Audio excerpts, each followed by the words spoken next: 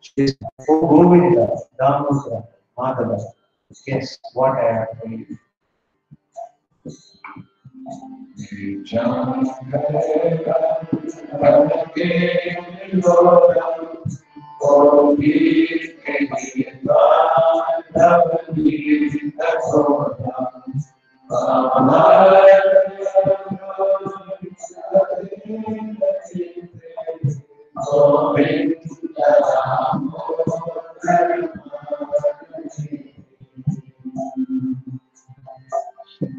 House after house, groups of devotees gather on daily basis. Together, they always stand in the name of Krishna, Govinda, Damodara, Madhava.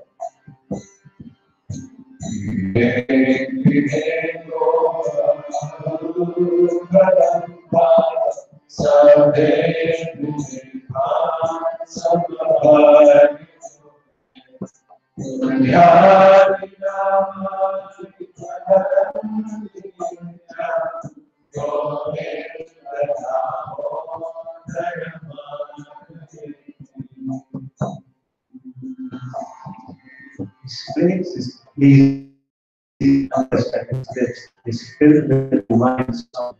Amidst the first Gopas, gopis, he stands at the place before Govinda, Damodara, Madhava.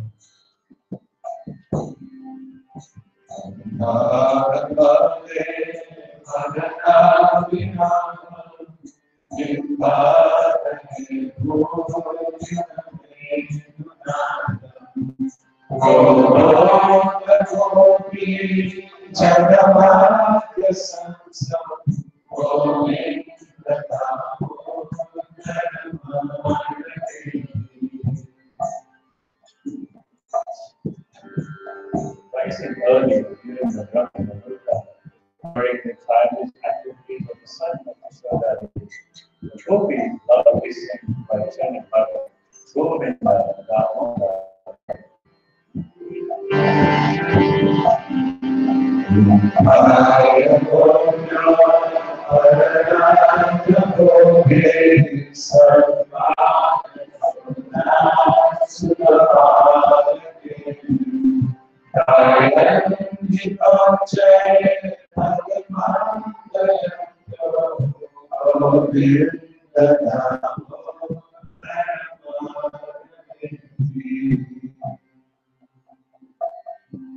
Having children, then inside a fresh lump of in the house. Mother Yashoda was not suspicious.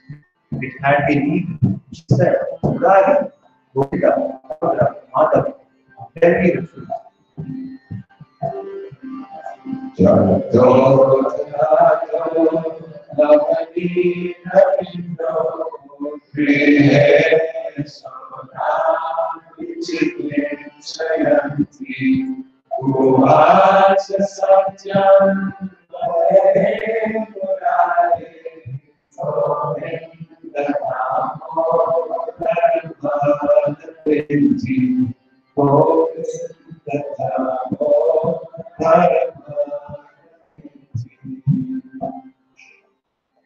Many finish the worship at the moment.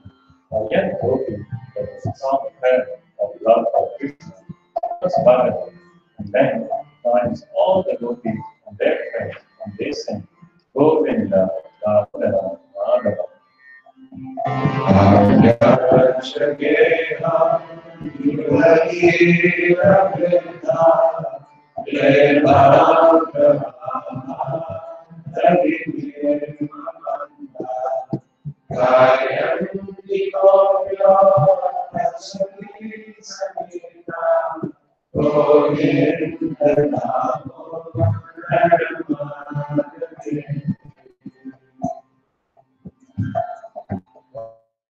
Early in the morning, just as the girl had put aside her churn in a pot full of butter, she saw Mukunda. She then began to sing songs in various ways about Govinda, Damodara,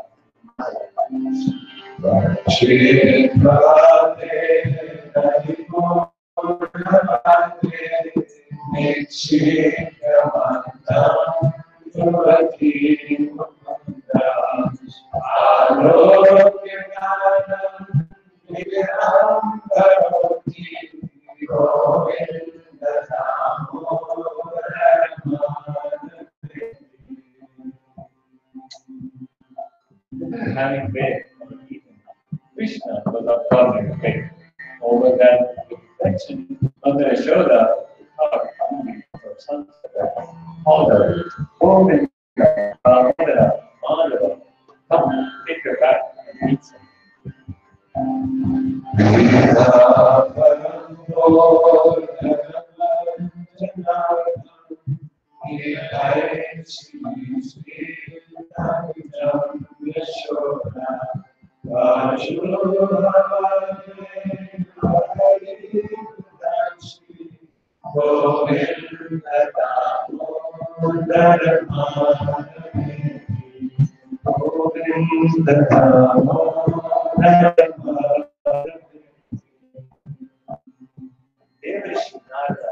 And other munis are always surrendered to Krishna, who happily rests upon his couch. They always chant the name of Govinda, Damodara, Madhava, and thus they attain spiritual forms similar to this. Subham Sharanam Nilaye Chanishno Deva Shimukya Puraya Bhavana Deva Chudedam Mayadam Gachanti Govinda Damo Bhavavinti Govinda Damo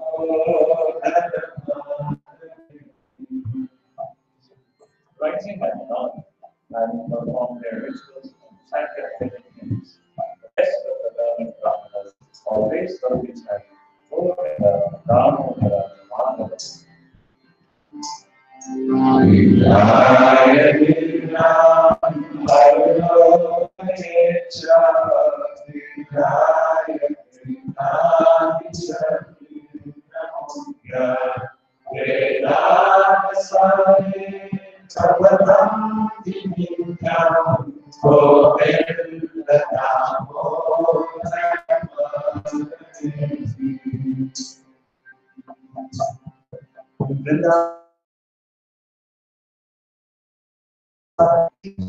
Groups of Gopas and Gopis stand with tears in their lotus eyes.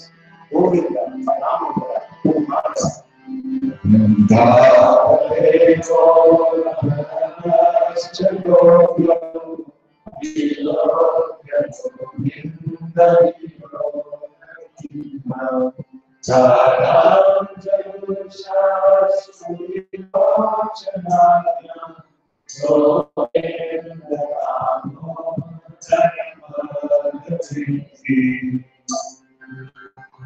The fathers have gone on to place early in the morning. Mother Yashoda gently rubs the sleeping son of her hand, softly saying, Govinda, Damodara, Madhava.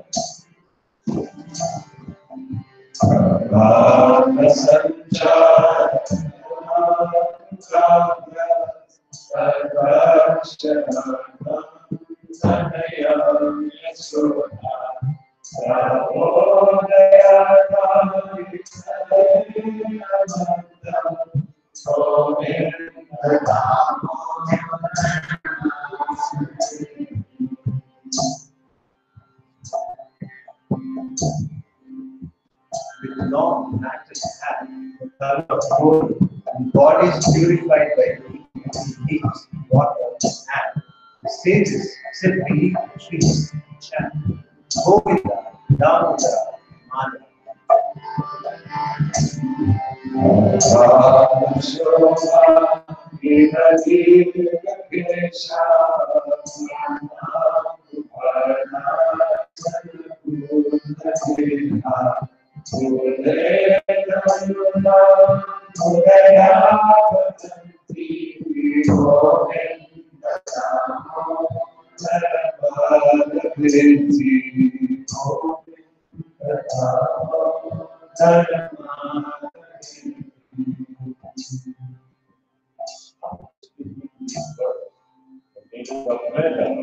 Who has soon passed to Krishna, felt extremely agitated by the immense separation. Forgot all worldly sin and loudly cried out, Oh Govinda, Oh Damodara,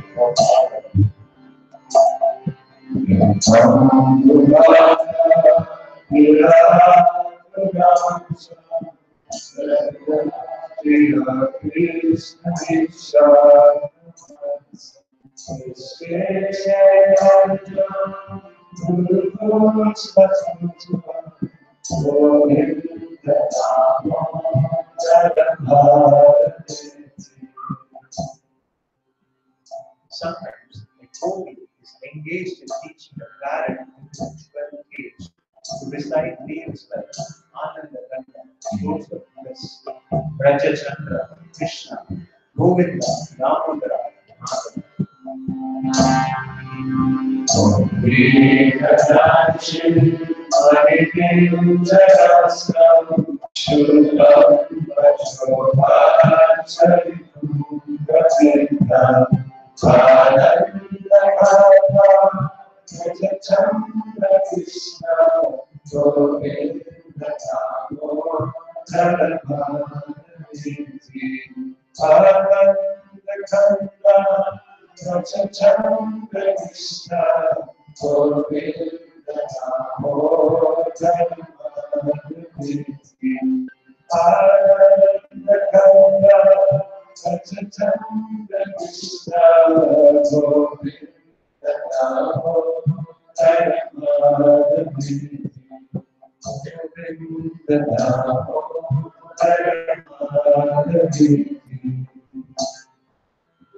my Lord was studying the Sutta of Southern God. The face of the man and his mother body. Lifted up his chin and said, Govinda,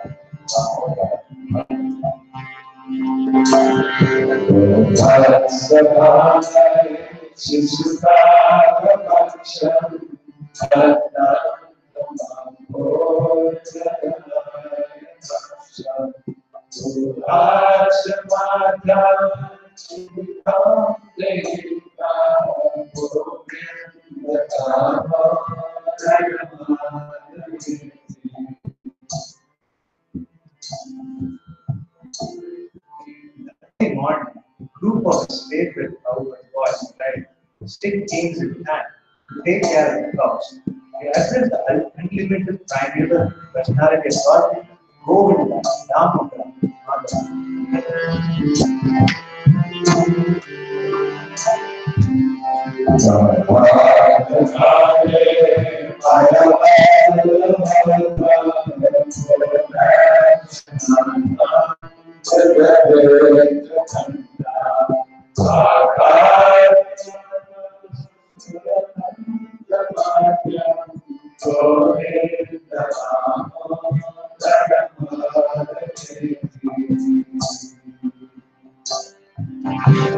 When Lord Raj jumped from Bada into the capsizing Bada's structure, all the rookies, now like gods, went there, cried out, Oh, Govinda, Ramana, Ramana.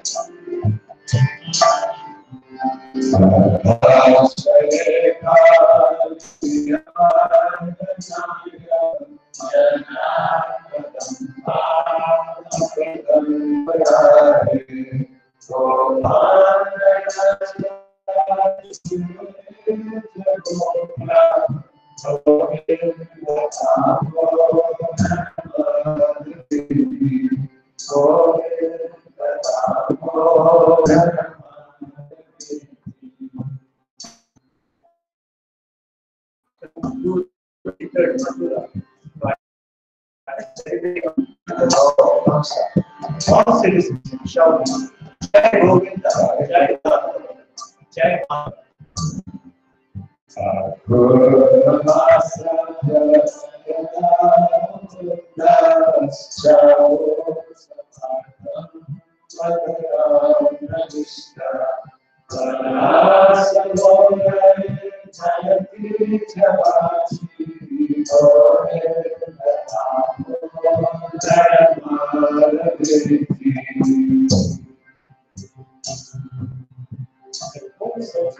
never actually taken out and done.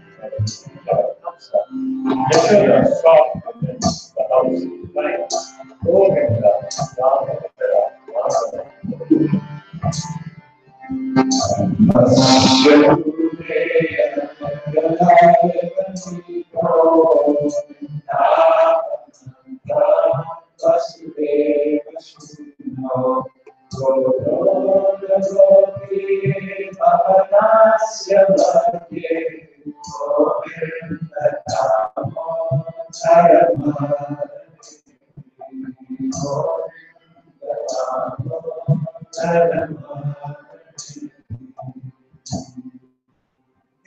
How the son of Yashoda, who was but a child, was wrapped in the toils of Kaliya serpent and fawn.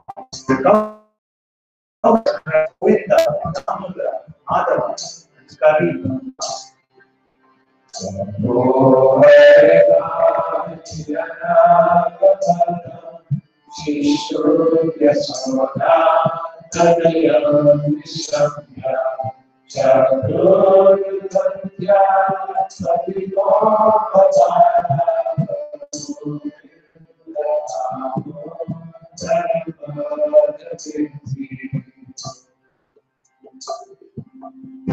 The Lord of the Devils was Mathura upon Mathura's chapel. The golden boy, on realization of the incoming separation, said, "Oh, Govinda, Damodara, Madhava, where are you going? Are you actually leaving us now?"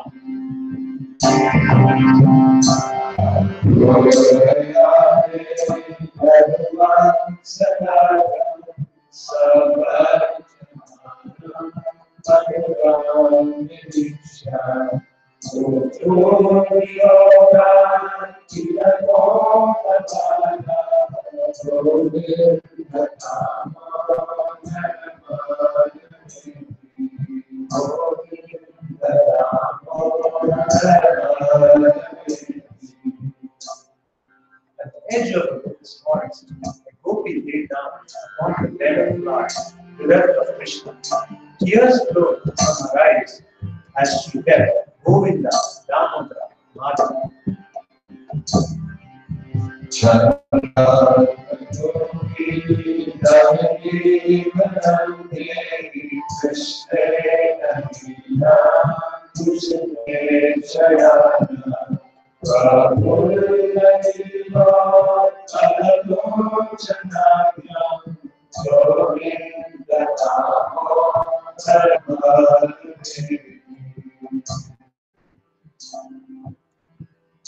Severely respected by her mother and father, and landed in Gopi at their house, thinking, now that I am correct, save me, O Lord of the universe, O Govinda, Damodara, Madhava.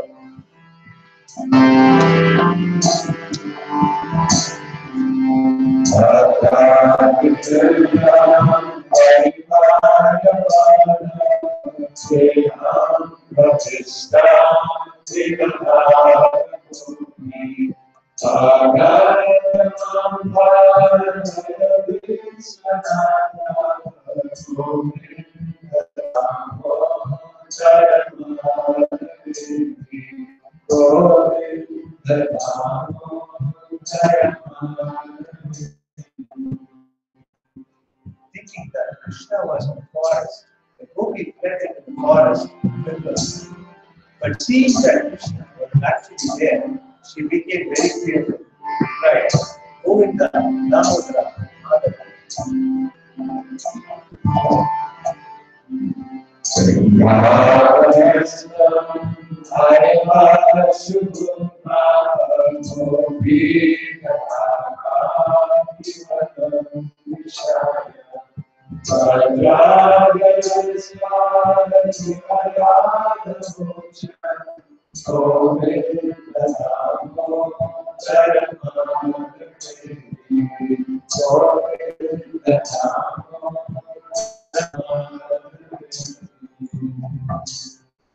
Even the ordinary mortals, comfortably seated at home, who chant the name of Krishna, Govinda, Damodara, Madhava, suddenly attained these liberations of having a form similar to that of God.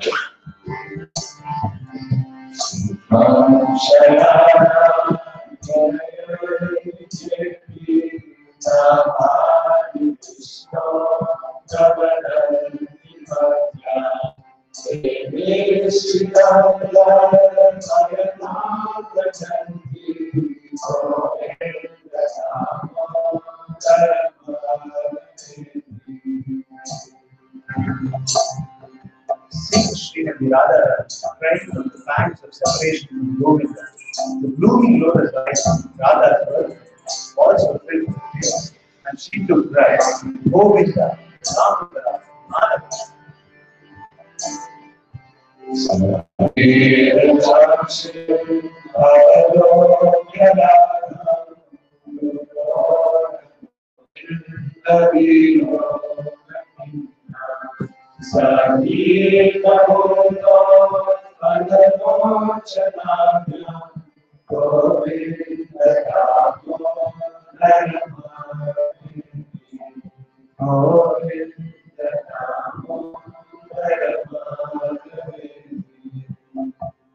Oh my tongue, you are fond of sweet things and always very taste. I tell you the highest truth, which is also the most beneficial. Please just recite these sweet syllables. Govinda, Damodara, Bada.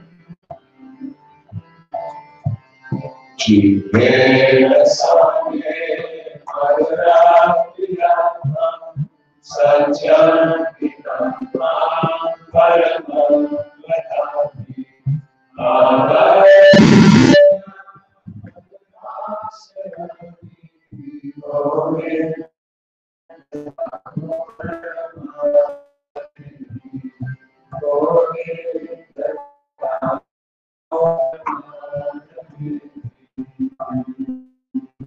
knowledge of the Vedas say that this is the cure-all of first diseases of mankind, and that this is the seed of destruction and of the threefold miseries of material existence. Govinda, Damodara, Madhava.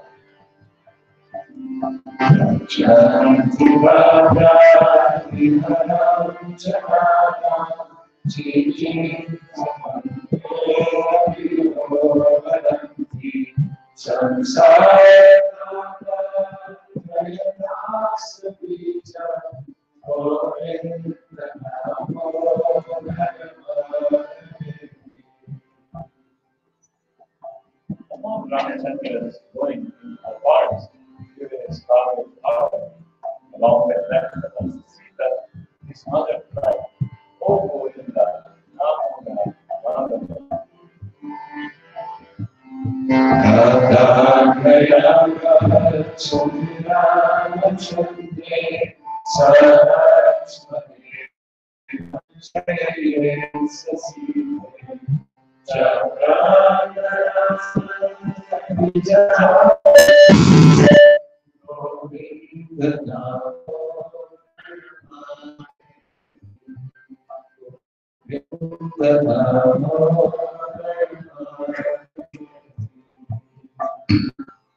Left there alone, Sita was carried out to the forest by the dead-headed Rama. At that time, accepting no other god, Sita cried, "O Govinda, Damodara, Madhava."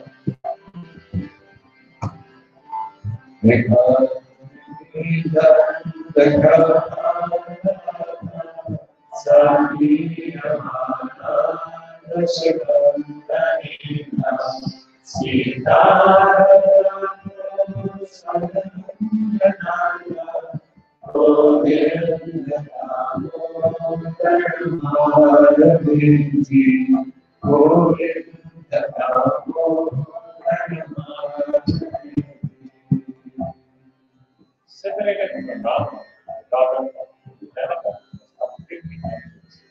And with the form of Rama in her heart, she cried, "Oh Raghunatha, protect me. Oh Govinda, Damodara, Madhava."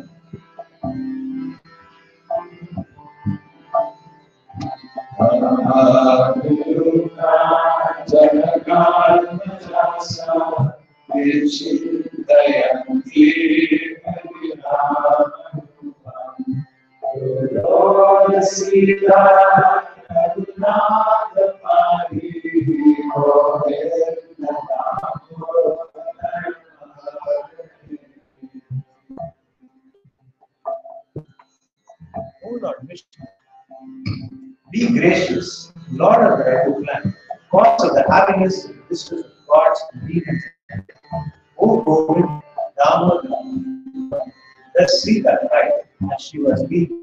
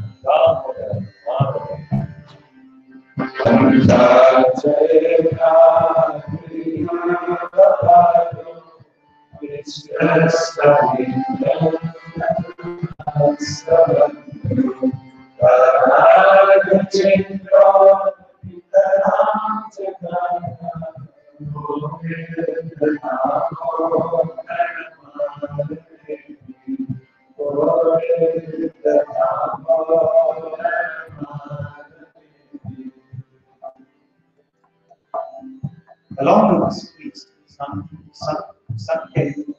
King Amsarvaja saw his son Sudanga falling into a hut. But the boy was chanting the transcendental names of Hari, Govinda, Damodara,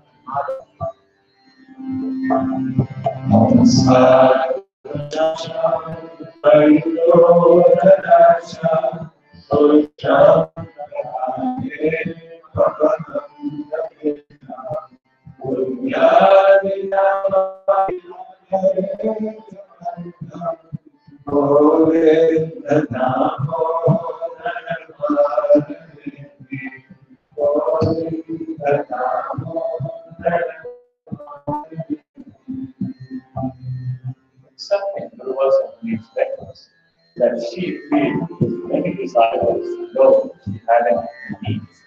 Helping mentally called out that Lord within her heart, the Lord of forest members. She said, Go with them, Damodara, Madhava.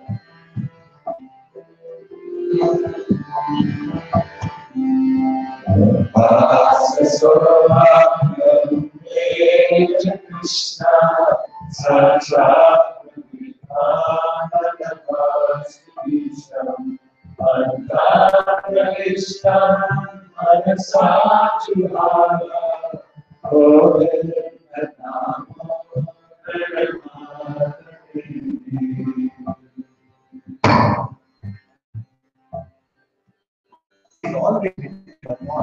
Yogis, being inscrutable. He is the doer of all anxieties and is the desired truth of all that is desired. His bluish complexion is all and that has outlay. Govinda, Damodara,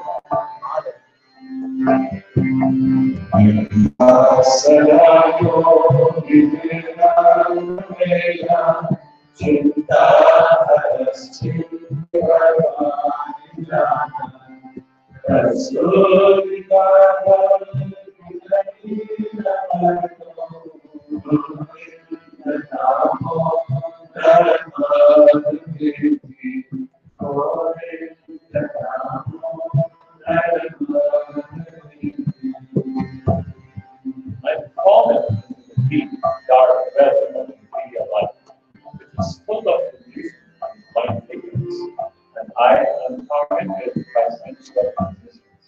Oh my Lord, Vishnu, Govinda, Damodara, Madhava, please grant me your supporting hand to uplift me. Sarvabhume Madhyojanane Mohandapune Visayadikate Radhavalambam Mahadevি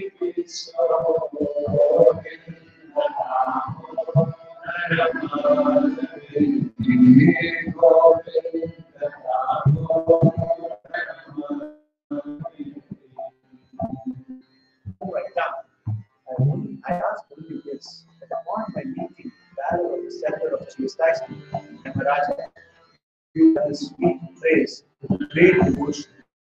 Oh, Damodara, Madhava.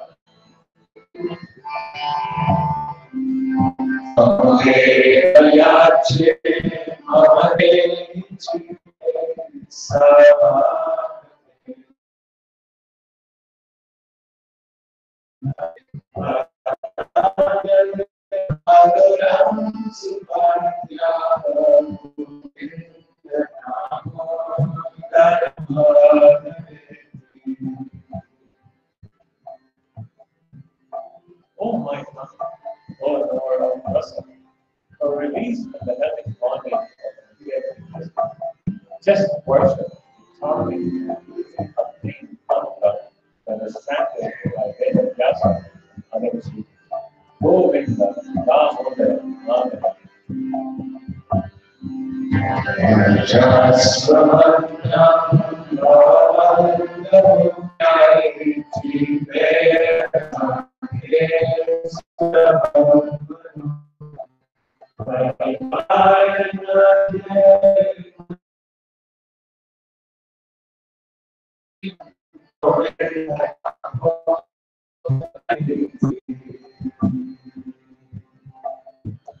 You should always, everywhere, loudly chant, Gopal, Vakshida, O ocean, beauty, Lord of the worlds, Narayana, O friend of poor Govinda, Damodara, Madhava.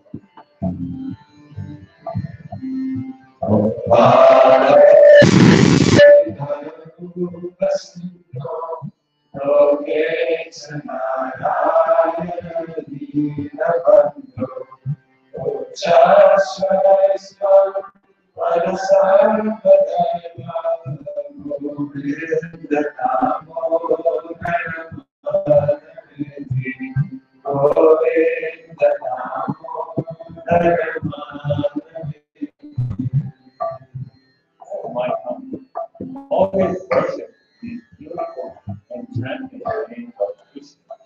Govinda, Damodara, Madhava, which destroy all obstacles of Jive Sadaiva Brahmasundari Namani Krishnasya Bhagavani Samastavadhai Tirasasavani Govinda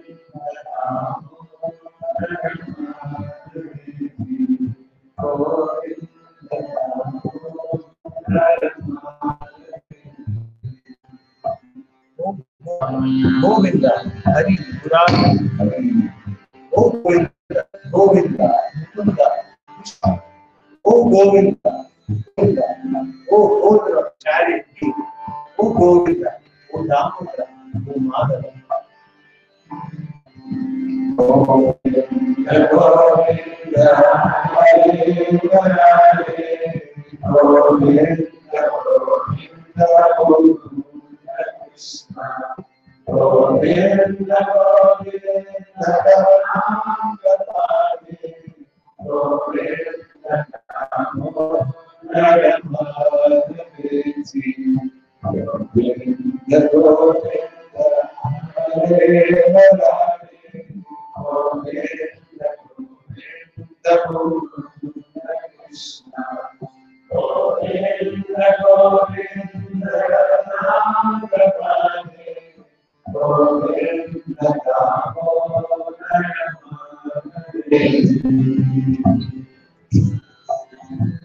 Indeed, this is the essence found upon ceasing a prayer of mundane happiness.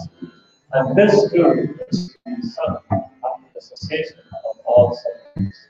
This alone is to be chanted at the time of death of one's individual body. Govinda, Damodara, Madhava.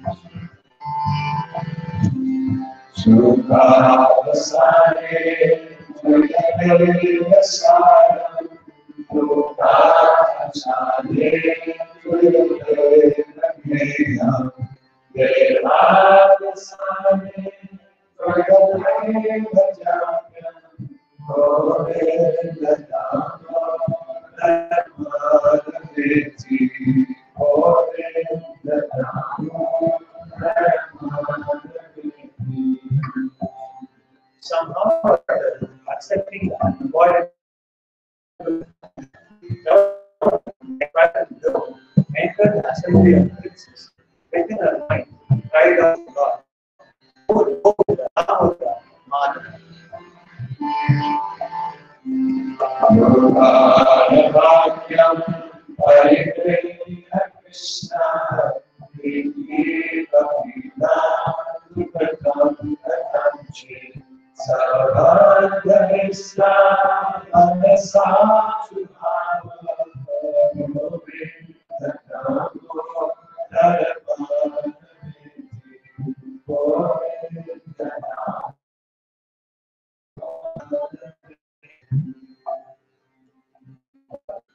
Friends, what you do is the many things. Sri Krishna, Krishna, Sri Radha, Lord of Gokula, Gopala, Lord of Govardhana, Krishna, Govinda, Damodara, Shri Krishna Krishna Gopala Krishna Jai Vipasma Vipavitadeva Govinda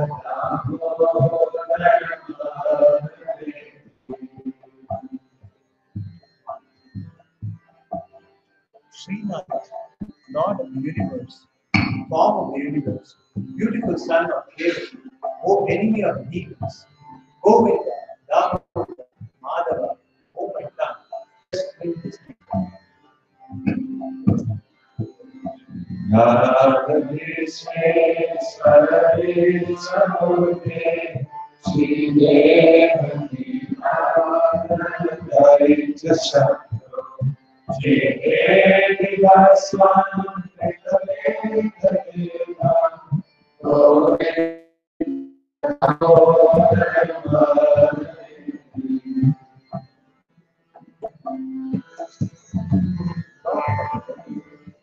enemy called Kamsa, Mukunda, husband of Lakshmi Devi, Kesava, son of Vasudeva, Govinda, Damodara, Madhava, oh my tongue, just bring this neck.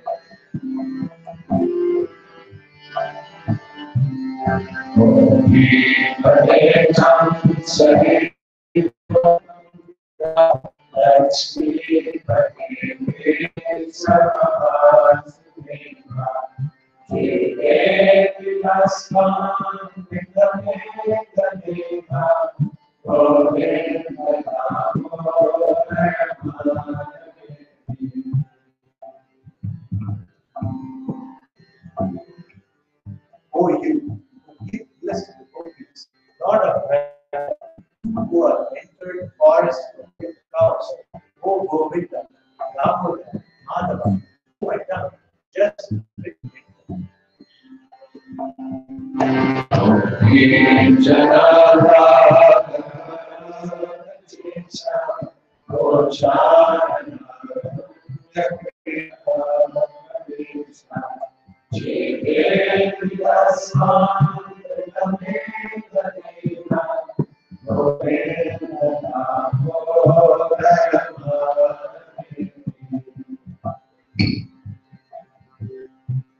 Oh Lord of my heart, upholder of the universe, O of Kaitava, Vaikuntha, Narayana, upholder of the Sudarsana Chakra, Govinda, Damodara, Madhava, oh my God, just bring this neck.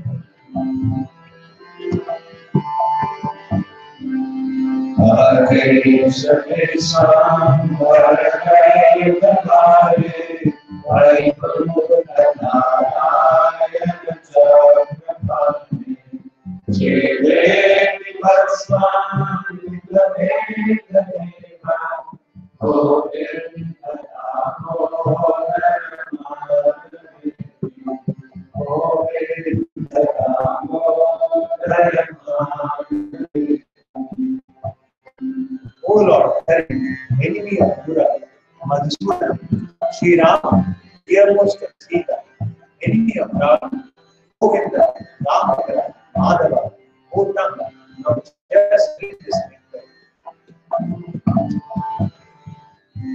Hare Hare Madhusudana Shri Rama Sita Jai Devi Bhasman Deva Govinda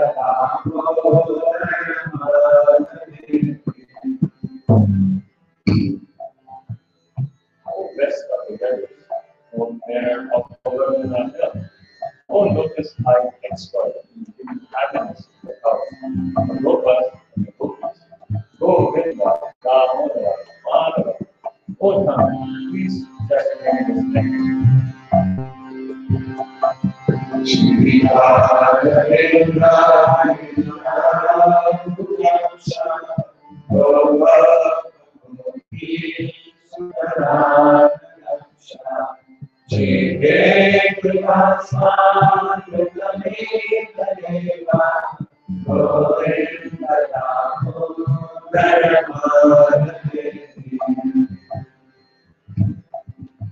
Oh, uplifter of the earth's burden, in the guise of the covered one. O Lord of sportive pastime, manifestation, become my brother. O Govinda, Damodara, Madhava, O my tongue, just drink the name.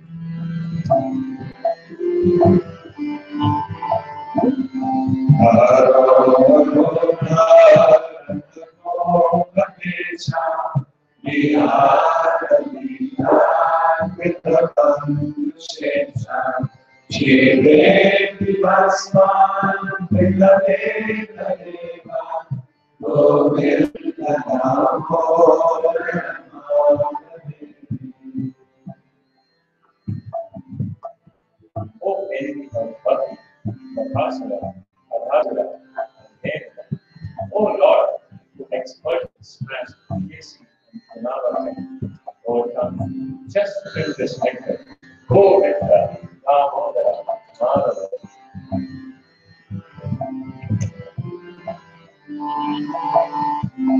Bhakti Mahana Sudhane Mare Kesi Namah Laksha Devi Bhagwan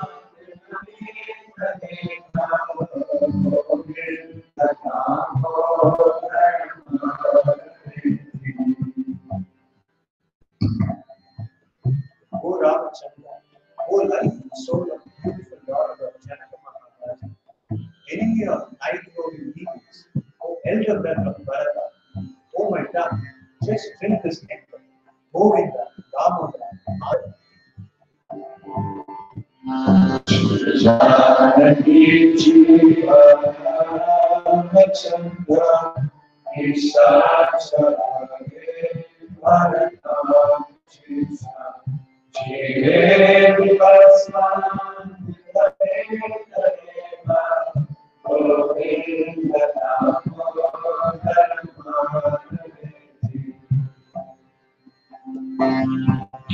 Oh Lord Narayana, Ananta, Hari, Nrsimhadeva, Lord of the afflictions of Prahlada. Oh merciful God, Govinda, Damodara, Madhava. Oh my tongue, drink this nectar. Mayananda Hare Shiva Pradhananda Hare Vipado Jai Vasman Vidaneva Govinda Damodara Madhava. O Lord, who has seen the man-like form of Ram, who by dint of your prowess turned all other beings into your servants. O Govinda, Damodara, Madhava, O tongue, just drink this nectar. Maharusha Vidamarupa Sri Jai Vasman Vedaveda Govinda Damodara Madhava.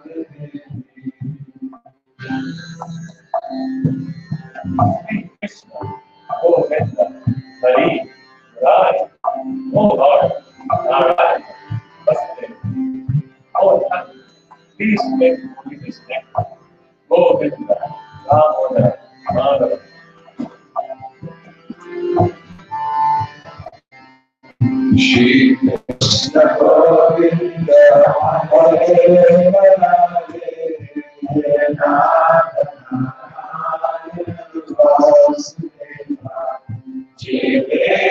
Vasudeva Jiveka Govinda Shri Krishna Govinda Hare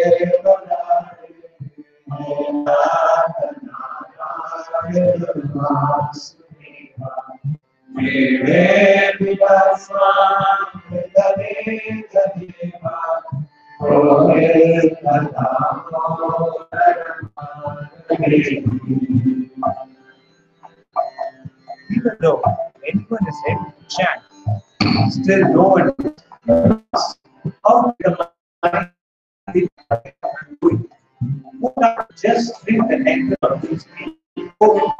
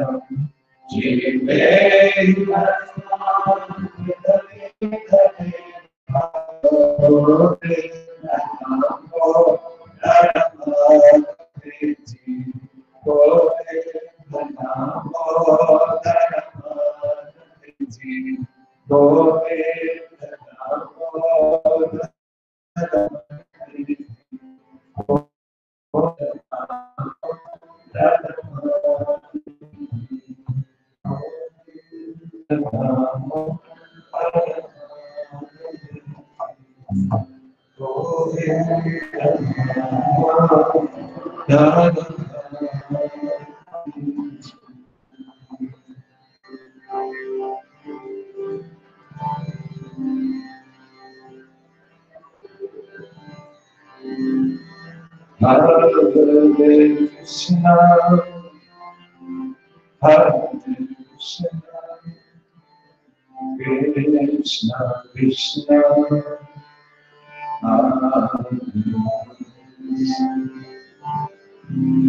Hare Rama,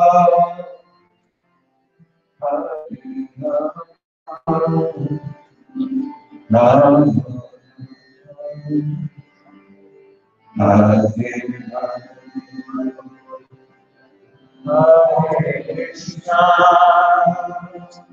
Hare Krishna, Krishna Krishna,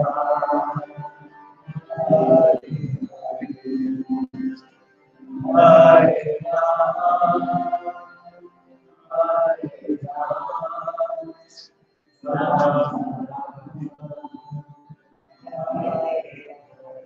together. Hare Krishna, Hare Krishna, Krishna Krishna, Hare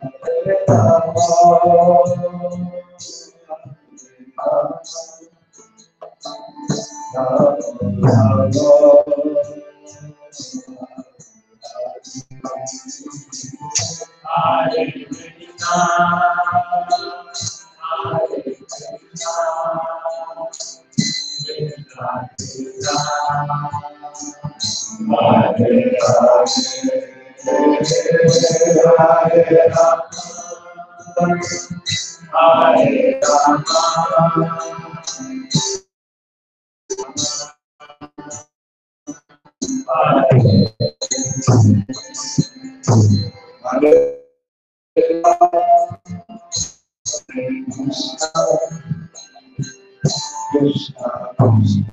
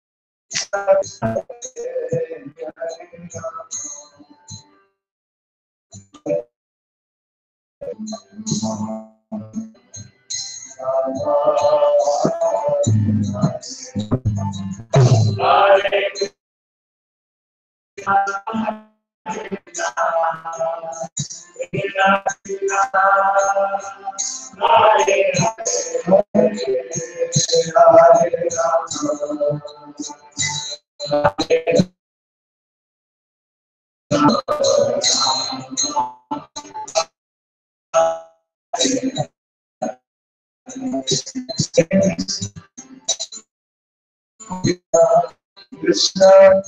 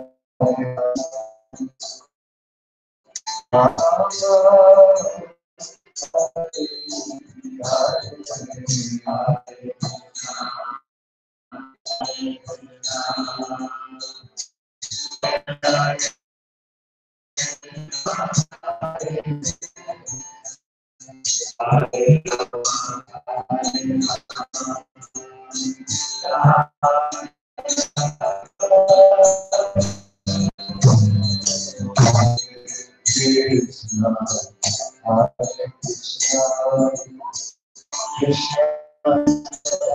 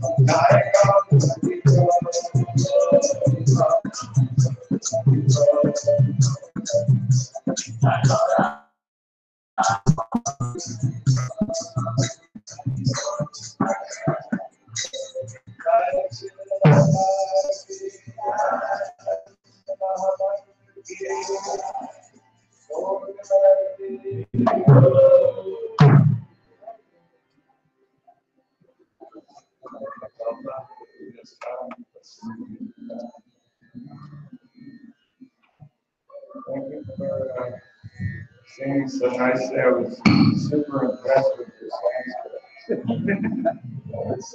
amazing. Thank you so much. You're like right where I am. Nothing. Thank you so much. So, I think Bada, what an evening. We don't have very often such evenings over there. We have to visit more frequently now. I was praying if someone could take that week out of their watch and just keep continuing this weekend. So tomorrow we are going to continue our Japa retreat. So tomorrow David 4 a.m. with the Mangla Aarti, and then 7 a.m. Guru Puja will be by His Grace Shamsundar Prabhu.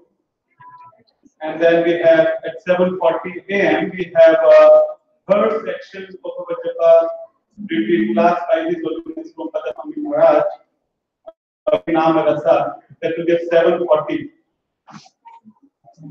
8:15 we'll continue our chanting. So tomorrow is a 64 round chanting day. This is going to be first time in the Finnish where we have this opportunity to chant 64 rounds with all senior devotees. So this is my humble request that please try to attend, or please try to complete 64 rounds. Those who have not done that before,